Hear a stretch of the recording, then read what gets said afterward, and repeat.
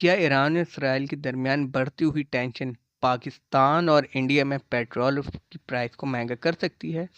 آپ کا کیا خیال ہے اس کے بارے میں؟ آئیں اس سچویشن کو بہتر انداز میں سمجھنے کی کوشش کرتے ہیں۔ مڈل ایسٹ دنیا کا سب سے بڑا آئل سپلائی ریجن ہے۔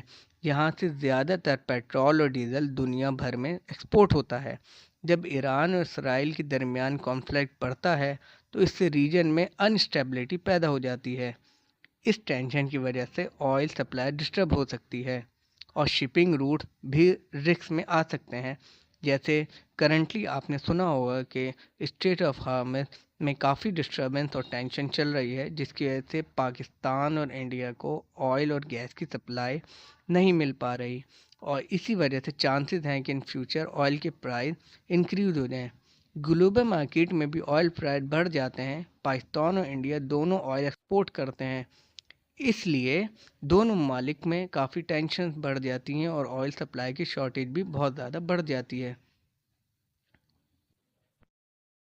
اگر آئل مہنگا ہوتا ہے تو پیٹرول اور ڈیزل کے پرائس بڑھ جاتے ہیں۔ اس کا اثر صرف فیول تک نہیں رہتا، بلکہ ٹرانسپورٹ، بجلی، ڈیلی روٹین کی چیزیں، ڈیلی ایکوموڈیٹیز، گروسری کے سامان، ان سب چیزوں پر بھی اس کا بری طرح اثر پڑتا ہے اور چیزوں کے ریٹ تیزی سے انکریز ہونا شروع ہو جاتے ہیں۔ سمپل بات یہ ہے کہ اگر مڈل ایسٹ میں ٹینشن بڑھتی ہے تو ہماری ڈیلی لائف بری طرح متاثر ہوگی، اور اس کا اثر سیدھا سیدھا اس جنگ کا اثر جو ہے وہ عوام پڑنا شروع ہو جائے گا۔ پاکستان انڈیا زیادہ پرابلمس میں آ جائیں گے، اسپیشلی گورنمنٹ بھی پاکستان اور انڈیا کی، اور عوام جنتا بھی کافی پیٹرول پرائز انکریز کا سامنا کرنا پڑے گا۔